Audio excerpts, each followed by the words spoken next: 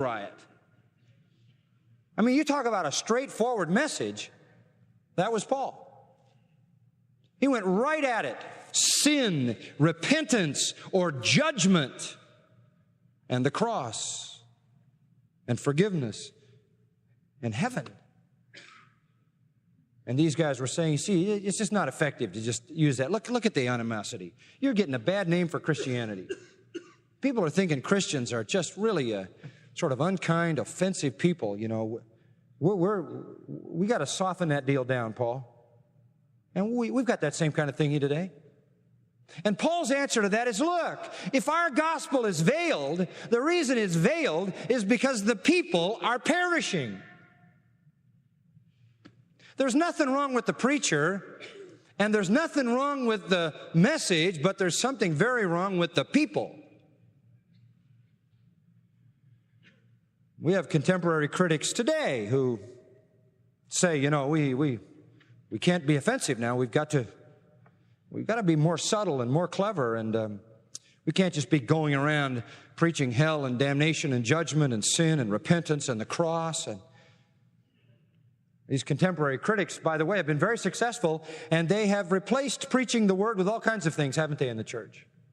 Very successful. Roy Clements, who pastors a church in Cambridge, England, writes this: a preacher is a herald, and a herald is precisely a one-way communicator. He does not dialogue, he announces a message he has received. But if our communication experts are correct, announcements do not change anybody. Then Clements asks, where is the flaw in their reasoning? It lies, he says, in their theology. For people who argue like this are assuming, listen to this, that Christian preaching is analogous to a marketing exercise. You have your product, the gospel. You have your consumers, the people. And the preacher is the salesman. It is his job to overcome consumer resistance and persuade people to buy. Well, Clements goes on, according to Paul, there's only one very simple but overwhelming reason why that analogy is not a good one. And it is this: the preacher doesn't overcome consumer resistance. He can't. He can't. Consumer resistance is far too large for any preacher to overcome. And then he writes, all the preacher does is to expose that resistance. The preacher, he writes, doesn't save anybody. Evangelism has to be a proclamation, not because it's a marketing concept, but because preaching is a sacrament of divine sovereignty. It's a great statement. Now, what is all that saying? It's saying this: the gospel is not a product. I'm not a salesman, and you're not a consumer. I am a preacher because that's what the Bible tells me to do. I preach the Bible because that's the message I'm given to preach. And there's nothing that I can do in my own power, persuasive power, whatever that power might be, my oratorical ability, the force with which I preach, that is in any way, shape, or form going to release you from the bonds of sin. I can't persuade you. I cannot overcome consumer resistance. You know why? You are dead in trespasses and sins, and you are blind. And I can't change any of that. And the natural man understandeth not the things of God. They are foolishness to him. In fact, the preaching of the cross is to them that perish what? Foolishness. I can't do anything about that. I'm just a human being. I can't do anything about that. But you know what I can do? I can surface your consumer resistance. You know, you might not even know you've got it till you get here. And that's how we work it, see. The first part of the service is Clayton. Everybody likes Clayton. Everybody loves the music. Everybody likes it. Then I get up. And what is my job? To overcome consumer resistance? No, to surface it. I want that sinner out there to say to himself, I don't like that. and come to reality about his resistance. Because that's the path of conviction, isn't it? And then the second thing I can do after surfacing the resistance is to present the facts of the gospel. And if the Spirit of God chooses to take the conviction of sin and the truth of the gospel and regenerate as a sovereign work, then the sacrament of preaching has fit its purpose. That's what he's saying, and that's exactly right. So you say, what you're telling me is that you want to make a sinner resistant. That's exactly right.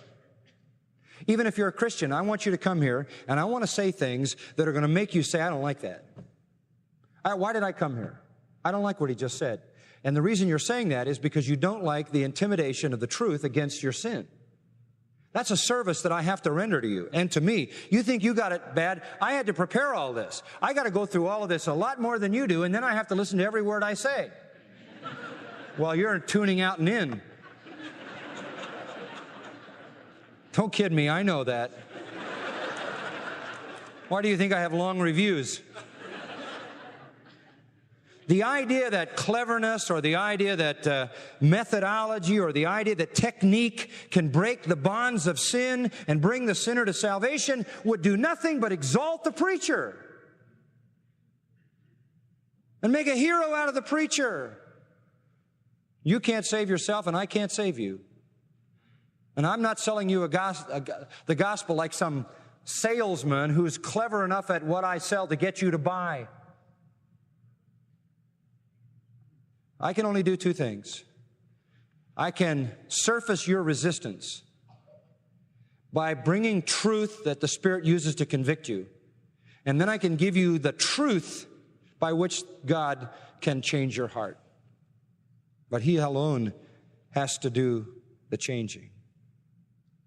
So much modern evangelism is built on the heretical idea that anyone, listen to this, that anyone can and will respond to the gospel if it's presented in a clever enough way.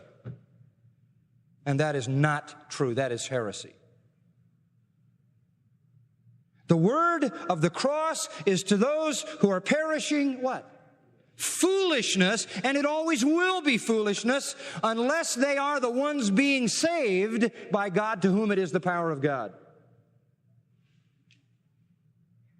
And so there's a massive theological, biblical error at the foundation of contemporary evangelism that misunderstands the whole issue of what is going on. I can't save anybody. The greatest orator in the world couldn't save anybody. The most persuasive speaker couldn't save anybody. Only God saves. Go back to Titus 3:4-7. God saved us, it says. Only He can save. All I can do is bring the truth against the sinner so that it surfaces his resistance and he has to deal with that, and then bring the truth of the message of righteousness and healing and restoration and all of that so that the Spirit of God can enact that into his life. That's it. All then, listen carefully, that is required of the preacher is clarity. We're not called to persuade people that the clever, innovative speech we give should be followed. We simply persuade them of truth.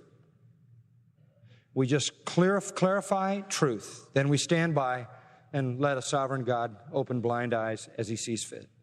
And even as a believer, my job is to bring you the truth about any given issue of life so that the Spirit of God can quicken that truth and accomplish in your heart what He will. Now, once I deviate from the truth, I have really convoluted this process, right? If people are being awakened, if they are being saved, then the truth will be the power of God. If they are perishing, it's going to be foolishness to them, and it's going to be veiled, and they're not going to see it. You know what this says? And this is a very important truth.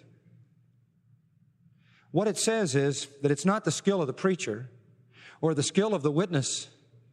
It's the condition of the hearer, isn't it? People say, well, I don't know if I should witness. I don't know very much. It doesn't matter. Any simple presentation of the gospel that makes the gospel clear God can use, right? The humblest preacher preaching the humblest message, a 1 on a 1 to 10 scale, if it is the truth, God will use. And the humblest Christian with the most simple, clear knowledge of the gospel, presenting it to a friend or a relative or someone he or she meets, can be used by God mightily as an instrument by which that person is redeemed, because all God requires is the truth. It's not